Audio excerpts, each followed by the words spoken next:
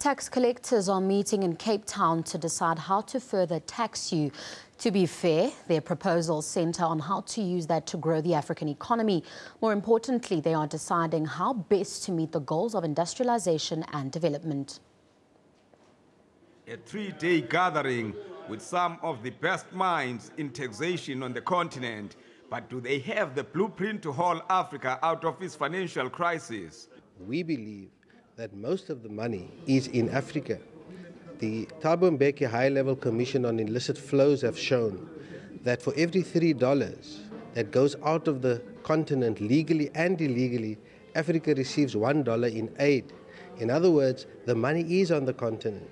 It is about optimizing revenue collection, revenue policy instruments, and importantly, to broaden the African tax base in the different economies and not to engage in harmful tax competition against each other.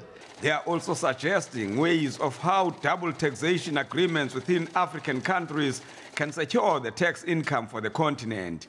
This, in turn, will fund development for the next 20 to 25 years. I think the money is there, and in Africa we really need to put the real value on what we have, on our natural resources.